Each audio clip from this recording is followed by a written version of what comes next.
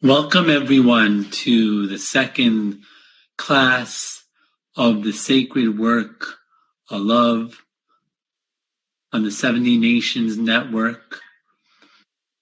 I'm so happy that you're joining me in either live or if you're watching this over the video, that's great as well. Where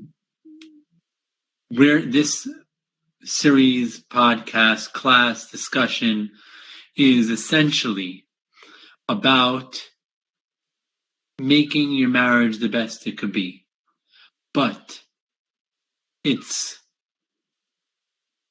focus, the focus of the class is to help, while the focus of the class is to help everyone, specifically it offers tools to people in the stressed marriages and for people who are dealing, and then in very particularly, most specifically, for people that are living with a spouse that has various emotional wounds that are really interfering in the way of connection, closeness, collaboration, and bonding.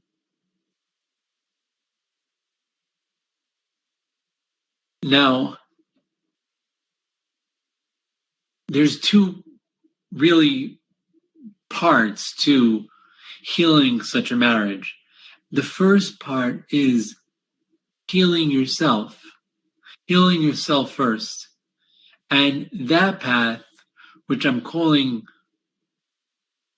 calm in the storm, finding the calm in the storm, becoming the calm in the storm.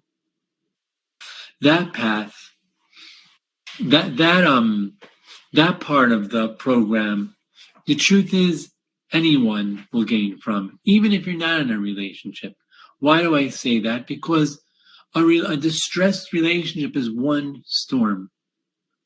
But there's many storms people could be going through in life.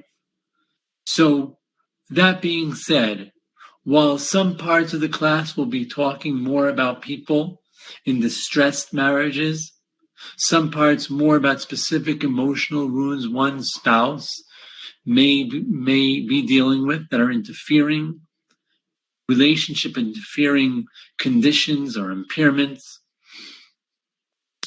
However, certain parts of the series, the entire first part will be relevant to anyone that's going through any stormy weather in their life, any distressing situation. And the second part, and the second part of the series, intentional relationship healing, will really be good for anyone to communicate most effectively, most meaningfully, most constructively in the marital setting. There's also a second component to this weekly get-together, this weekly meeting. And the second component is my deep respect, my appreciation for those Noachides, for those individuals from among the 70 nations who were born into a world so far from truth, so far from true meaning and authentic ways of seeing reality, have somehow persevered and have been inspired and have decided to give up falsehood and center their lives based on their deepest convictions. And I always want to also pepper this class, which will primarily focus on relationships, on emotional health, but with ideas that show the universal aspirations and relevance of the Torah. So there's always no better place to begin than the Parsha of the week, the Torah portion of the week. And the Torah portions that are being read in the synagogues throughout the world focus They focus on the story of the Exodus. It started 2 weeks ago.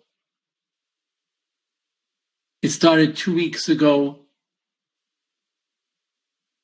with the narrative of the first anti-Semitic movements in our history of the Pharaoh, the first organized anti-Semitic movements, state-sponsored anti-Semitic movements that culminated with slavery of the Jews. It was fed by baseless suspicion of the Jews. They're going to join with their enemies. And on a deeper spiritual level, it was also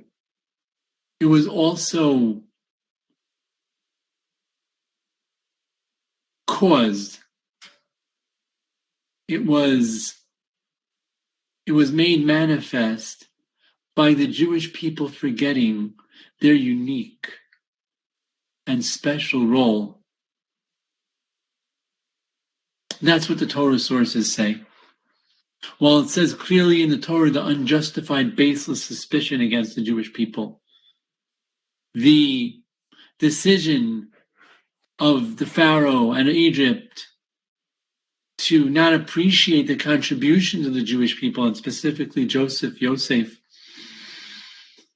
it also was perhaps allowed to happen by Hashem, partially because the Jewish people forgot that they have higher standards, higher values, and they began to idealize the Egyptian culture.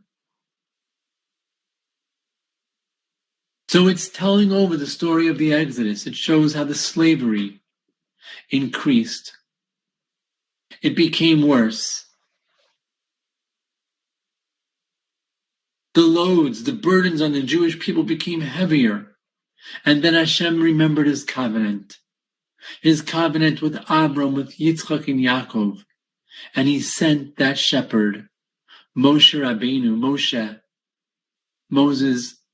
to be the agent for Hashem that would bring the Jewish people out of Egypt. And in this week's portion, Ve'era, begins the 10 plagues. And right before the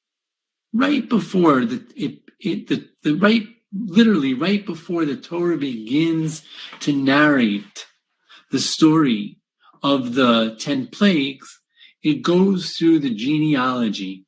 It takes a genealogy break to chronicle the lineage, the ancestry of Moshe and Aaron. And Rabbi Samson Raphael Hirsch of blessed memory, in his incredible commentary on the Torah, just awesome commentary on the Torah, thought-provoking, novel, asks, what can we learn? The Torah is written mindfully by the greatest mind that can be, the Creator.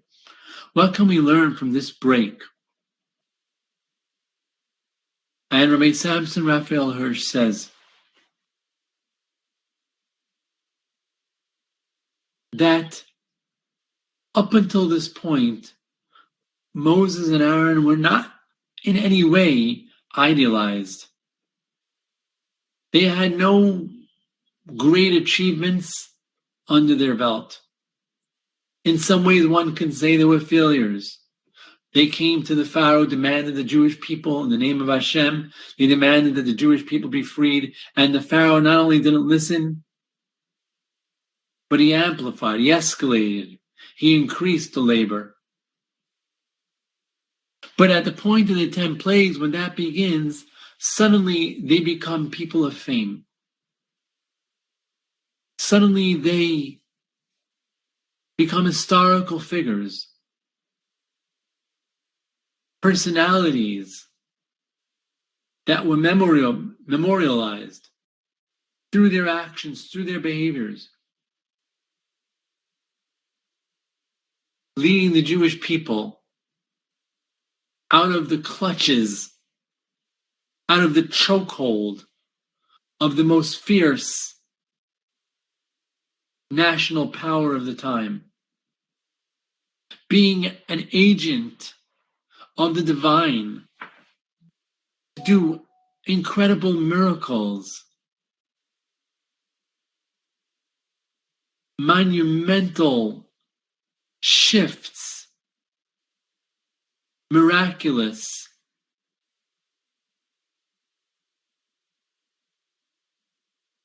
accomplishments, bringing down 10 plagues where the entire order of nature of the universe was turned on its head.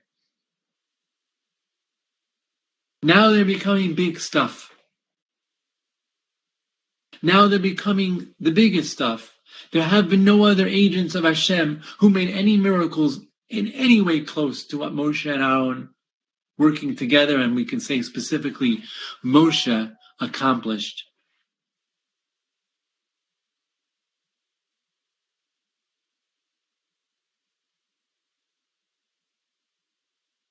Defeating, conquering in some ways through miracles that had no natural basis, the greatest power of the time, breaking them and bringing the Jewish people, the Jewish nation, the group of slaves, taking them out in broad daylight, with the entire Egyptian nation recognizing that there was a higher power that was intervening in this nation's destiny and history. So now Moshe and Aaron were going to become big stuff. And there's a danger, says Rav Hirsch, that they will become deified, as we know too well. Supernatural properties will be subscribed to them. So the Torah took a break to show that they were regular, normal people. They had a lineage. They didn't appear out of a vacuum. And they had children. They were normal human beings.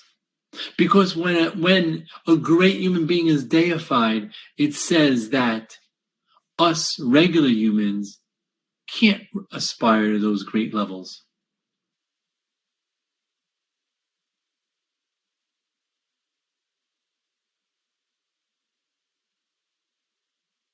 Now, those were the thoughts of Rav Hirsch, why the Torah took this break, brought things to a pause, as it's not just as its narrative was building up, just as it was about to commence the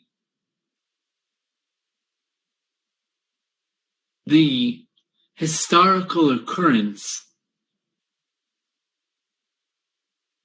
of the 10 plagues. Just as it was about to begin narrating that monumental historical phenomenon, it takes a break to discuss lineage and genealogy. But I wanted to suggest another reason, build on it, that's more hones in, more directly touches upon relationships, and the most profound relationships, and the most important relationships, that of the family. Because that's exactly it.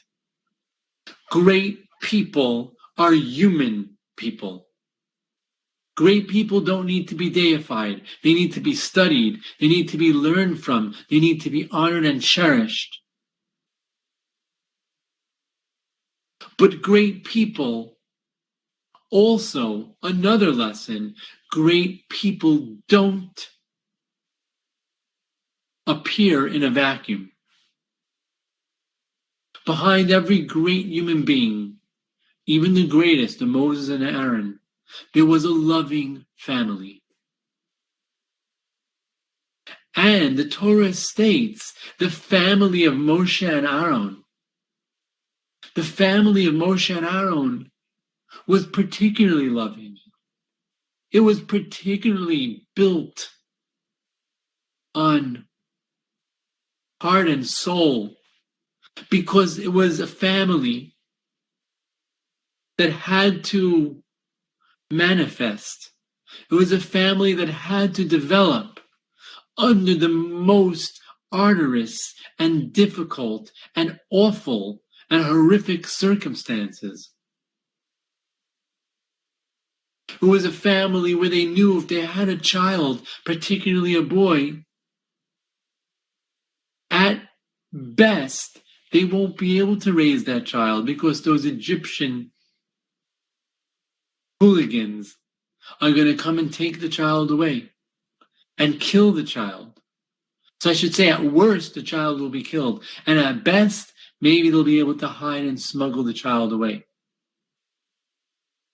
And that awful, agonizing realization almost stopped the family of Moshe and Aaron, the family of Moshe and Aaron, their parents, and almost stopped them from being together. They were going to divorce, says the Medrash, says the oral additions to the Torah narratives, imparted to the Jewish people by word of mouth, those oral traditions, the Medrash,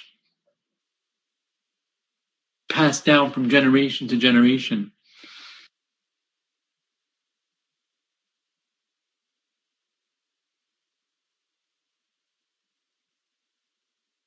Amram was going to divorce Yocheved, or at least separate from her. Because how can one raise a family in such an evil and oppressive, murderous circumstance and situation? But Miriam, the daughter of Amram and Yocheved, said no. She said, you must stay together. The family can never falter. And by the way, Amram and Yocheved were role models.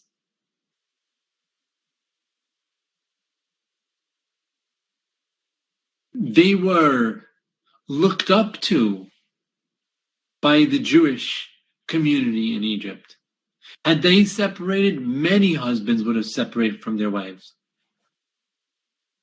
But they didn't. They stuck together. They tried to have children. They did their part. And out of that came redemption. Out of that self-sacrifice, out of that passion to raise a family,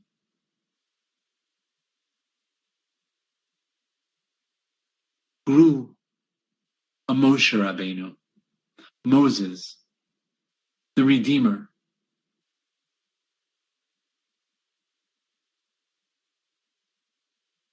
The foundation of society is a healthy family. So know as in K-N-O-W, that the work that you do to create a better marriage is sacred because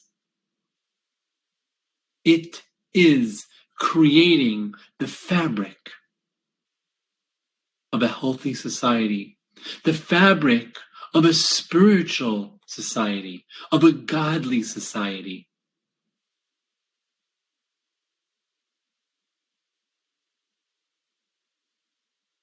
While it's important that you have the utmost satisfying, healthy, and close marriage, but know that above and beyond that, there's a sacred dimension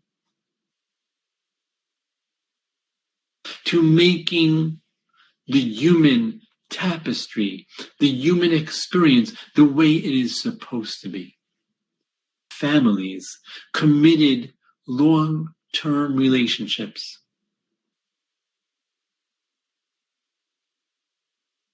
Between man and woman, raising a family when at all possible with love and compassion, with dedication and resolve and determination. So, the sacred work of love. Having said that message, I'm going to now continue from where we left off.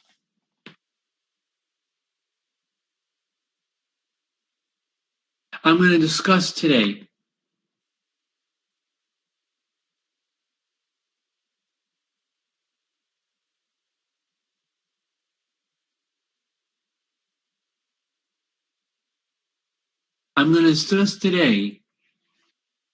mental health conditions that drive destructive relationship behavior.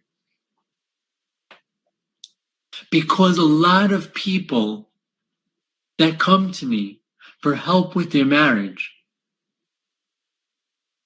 are dealing with spouses that have these conditions.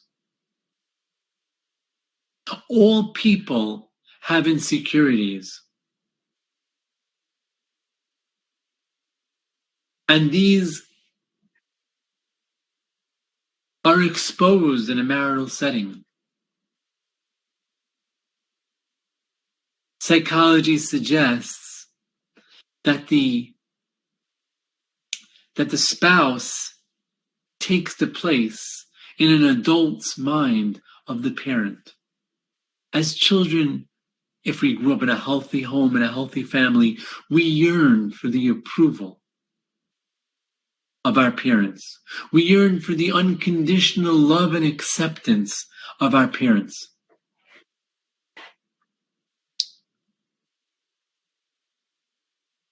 And the truth is, we needed it. Not to have it triggers, it signals danger to our psychological system. The young human being can't survive without parents. So that makes marriage at times emotionally tenuous, emotionally volatile, because there's a lot of depth and feeling involved in that marriage. There's a lot of need and fears, perhaps even subconscious, but that are operational in the marriage union.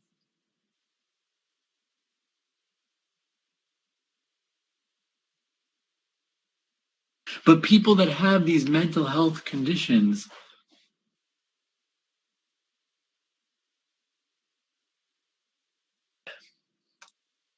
they have a lot of difficulty in a marriage setting, and just as important, they cause a lot of difficulty in the marriage setting.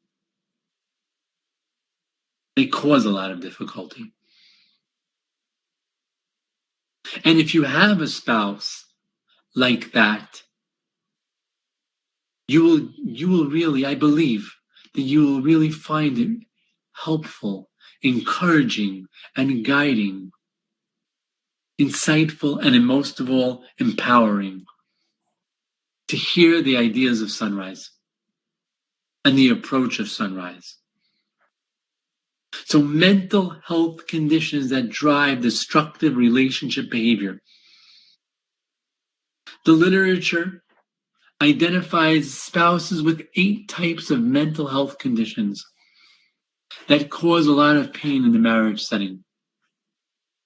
And I've come across this working with people. The problematic behaviors these spouses bring to the table are deeply ingrained. It's part of their wiring.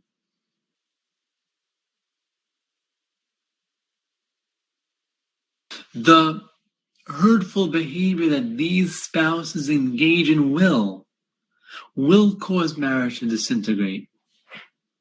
Unless the healthier spouse, the more motivated spouse, goes within to find the resolve to make the marriage work. And even then, they need external help, which is what Sunrise is about. If you've been carrying that quiet ache of knowing something is deeply off in your marriage, but every time you try to name it, your spouse turns it back on you, insisting you're the problem or you're too sensitive, you're likely not imagining things. That gut feeling that keeps you awake at night wondering why the person you love hurts you consistently, while often denying there's an issue, is actually an accurate signal that you're in a marriage with a partner that has significant relationship challenges that are quite likely driven by a mental health condition. And I'm hopeful that as we discuss these 8 categories, you'll feel validated, that your perceptions are real, your pain is legitimate, you haven't been making it up. As I walk through these 8 categories, you'll gain actual language to name the challenges that your spouse is facing. And this is not about giving an exact diagnosis, but it's about giving a short, definitive name to what you're seeing, what you're experiencing.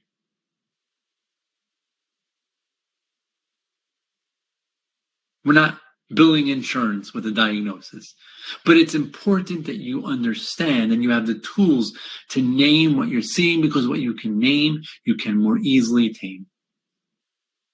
And the truth is, some spouses will have more than one condition. And you too may have different mental health conditions, but if you're here, if you're coming here to improve the marriage, if you have the bravery and the courage to think, how can I make my marriage better? It's likely you're not as severely afflicted with these conditions.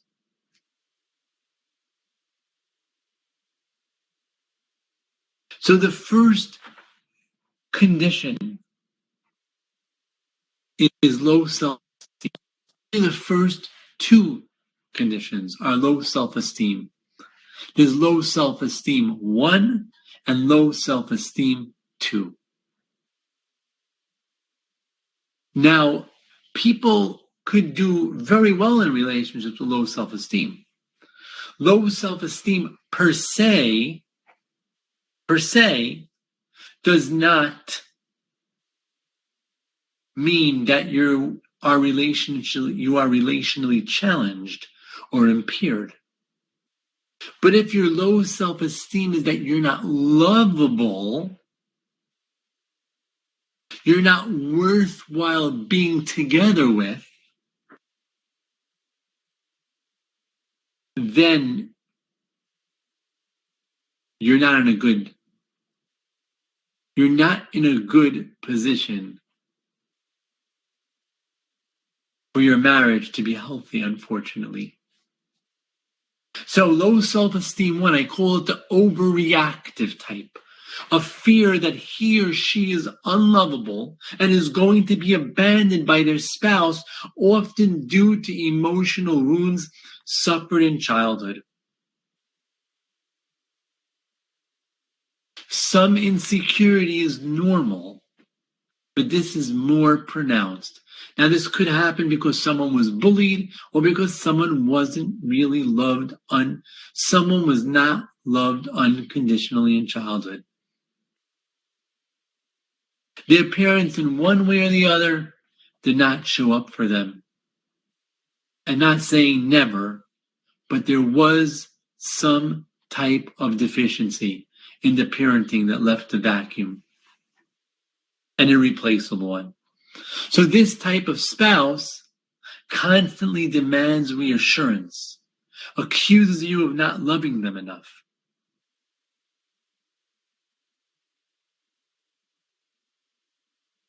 And more importantly, because they're constantly demanding reassurance, they're always accusing you of not being caring enough.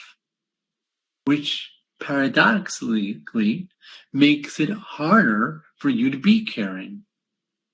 They're always demanding more proof that you love and care for them, or they're always accusing you. They're rewriting your actions as proof of betrayal or abandonment. If you come home late for work, it's because you didn't care about them. You have no concern for their loneliness. It's not because you were just dealing with the pressures of being at work, of deadlines, of bosses' demands. So the 3 bullet points will say for low self-esteem: 1, the overreactive type constantly demands reassurance or accuses you of not loving them enough, has a very tough time taking responsibility for hurtful behaviors, because if they own up to those behaviors, you're going to leave them or abandon them. So they have to be defensive. But no one likes defensiveness.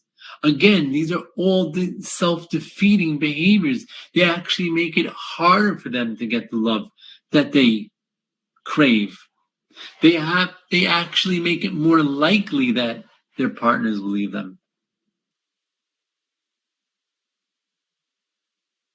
Low self-esteem 2, the critical controlling type.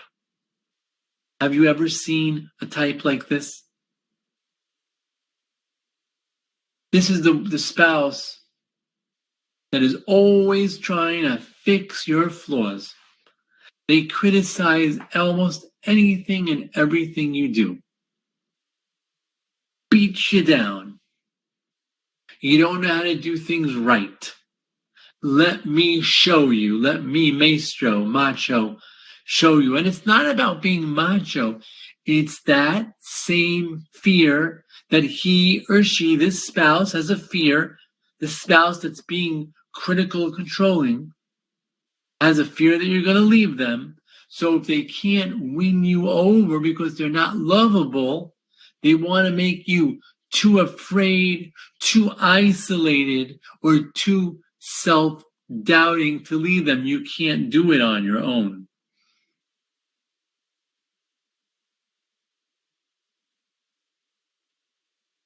And this critical controlling type becomes jealous or angry when you spend time with family or friends, because you're taking time away from us.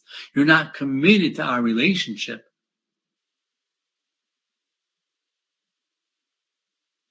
And I want to make sure that you have the fear of God in you about doing anything that could damage our relationship.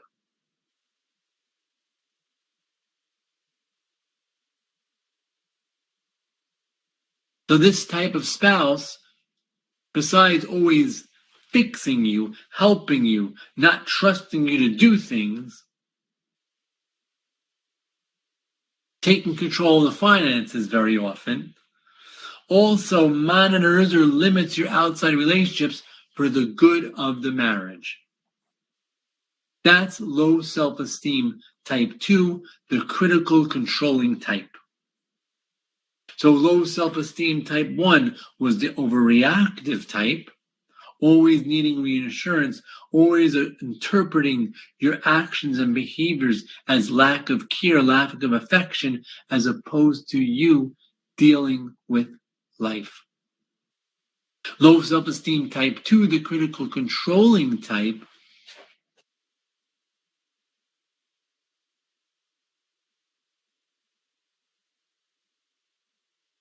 the critical controlling type is always criticizing you or isolating you. And the third type would be what we called the neurodiverse type. There's actually 2 types of neurodiverse. First, there's mild autism spectrum, Because someone with mild autism is very aloof. They're lost in the world of ideas. They're not wired for deep, intimate connection, which makes you, if you are wired for connection, it makes you feel unseen.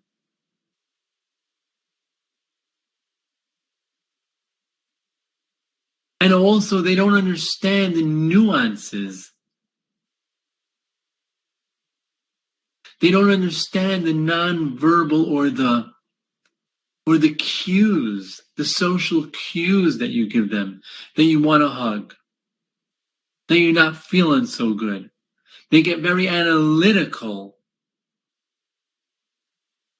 as opposed to empathic.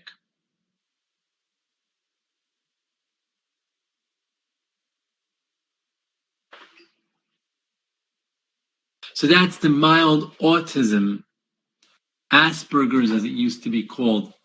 That's the third mental health condition. The fourth mental health condition, so sad, prevalent, is addictions. Behavioral, whether it's gambling, it doesn't take much to see how that could wreak havoc with a relationship.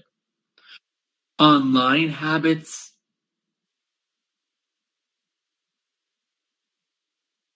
pornography, or other online addictive habits, social media addictions,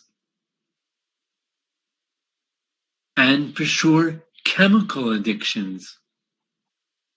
These type of things are so hurtful to the partner because they're choosing the drug, they're choosing the fix, they're choosing the craving over you.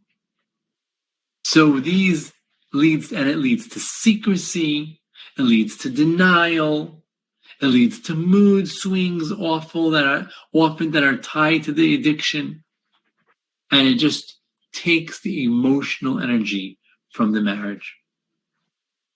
So that's type 4. Type 5 is chronic depression or high anxiety. People that are depressed, at times they could reach for help. People that are anxious at times can reach for help. But some forms of depression, as it manifests in certain people, they become very emotionally withdrawn.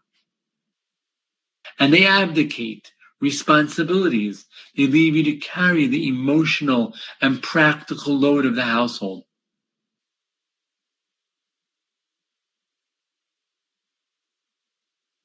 There's irritability that comes with depression. There's negativity.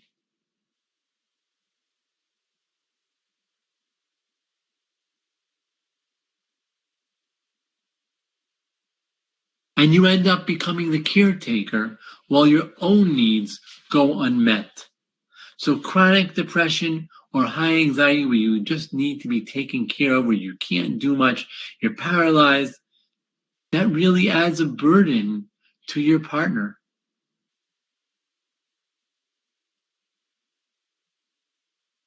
The fifth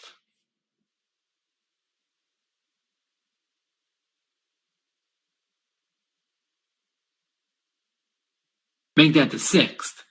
The sixth type is, this is the one that everyone holds up the flag for most often.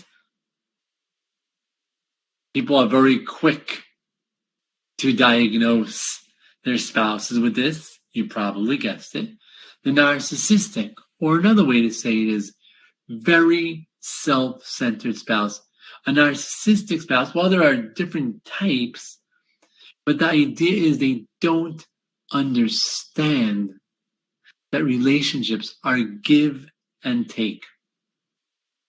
They objectify their partners. They see you as an object to gratify them, to admire them, to serve them.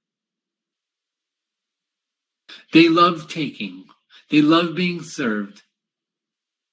They love being the focus of your attention. But somehow, again, because of relational damage, because usually of childhood wounds and poor love maps, they do not see you as someone to love, as someone to cherish, as someone to understand, as a real human being. If you're in a marriage where your partner has this tendency, you're very painfully aware. When you assert the relationship tends to be very one-sided. And when you assert boundaries, when you express hurt, when you try to assert your space in the relationship, you're labeled selfish, sensitive, or in some way or other the problem.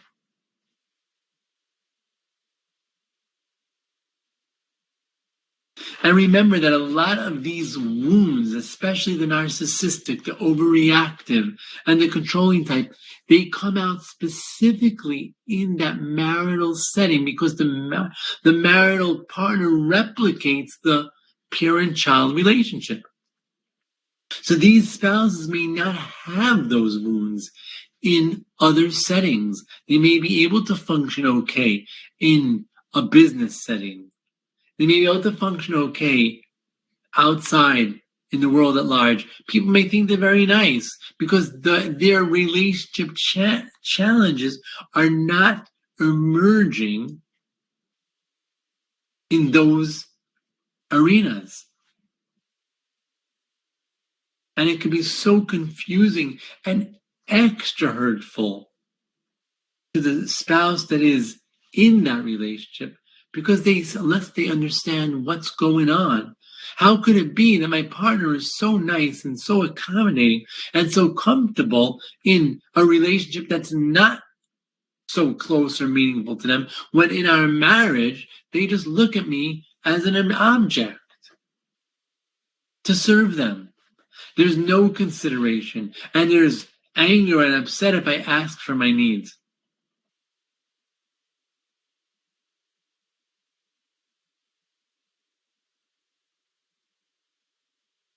Number 7 is obsessive compulsive personality disorder, OCPD.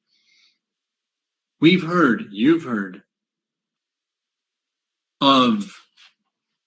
of OCD, certainly a problem, and if someone has severe OCD, that affects every area of their life. But OCPD is one that imposes rules in their family.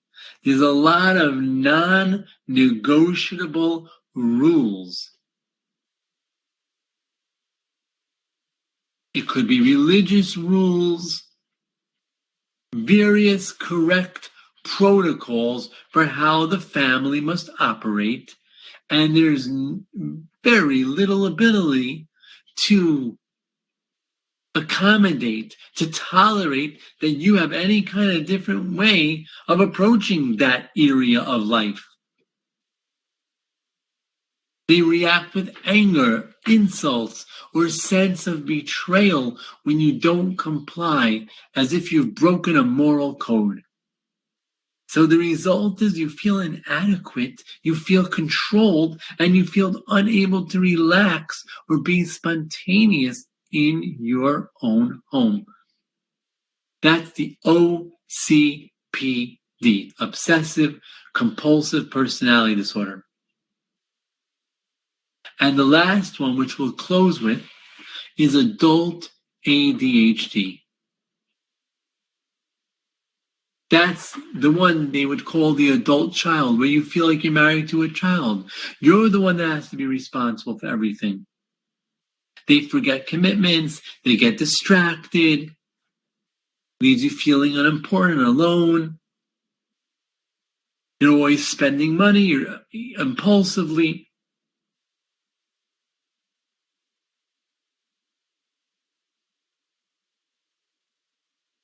They could be more emotionally dysregulated. Now, there are other conditions. I mean, there's bipolar. There's a lot of mental health conditions, but I quote these because I think they're a little hard to interpret, to understand. And because a lot of times these conditions emerge specifically in the marital setting. Now, it's true of those conditions, ADHD could sometimes be recognized and be known about, but sometimes not.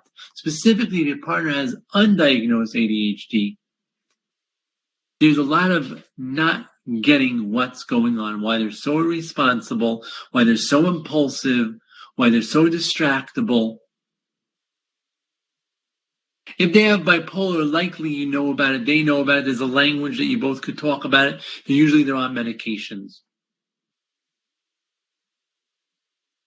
All right, so let's review really quickly over here the 8 mental health conditions that cause severe marriage strain, and that drive destructive relationship behavior. The 2 types of low self-esteem, the overreactive type, always needing reassurance, always accusing them of not loving you enough, always accusing you of not loving them enough, always assuming what you did is because you don't care or because you don't like them, don't love them. There's the critical controlling type. If I can't win you over, I'll make you too afraid or isolated to leave, or make you too insecure in yourself. You can't live on your own because you're not good enough. There's the mild autism spectrum, the Asperger's, who's aloof, lost in his own world of ideas, and can't connect, can't integrate into the world of emotions and closeness and bonding.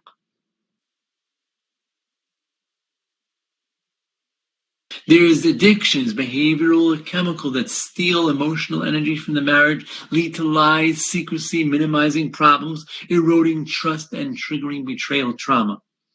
Chronic depression, high anxiety, in often times, or a percent of the times, that leads to withdrawal, leaving you to carry all the emotional and practical burdens of the household. Narcissistic, that infamous title of narcissism, where they see a marriage as a one-way street going their way. It's just built into how they are. And they see you as an object to gratify their needs or admire them or serve them, but there's no curiosity and interest in you. And when you try to demand it, they label you. They lash out as you selfish, sensitive, problematic, overly demanding. And there's OCPD, who imposes all kinds of protocols, rules, spiritual obligations on the family, and they just can't tolerate that you may not have those rules, parenting rules, or whatever it is, financial ways. And then adult ADHD. All right, let's pause here, and I thank you so much, first of all, for choosing the Noahide way, for choosing to be a righteous Gentile, for opening your heart to influence from the people of the book, from the Jewish nation.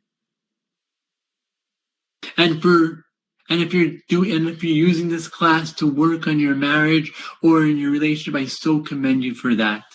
Thank you so much for joining. And I will see you, hopefully, next week, hopefully live.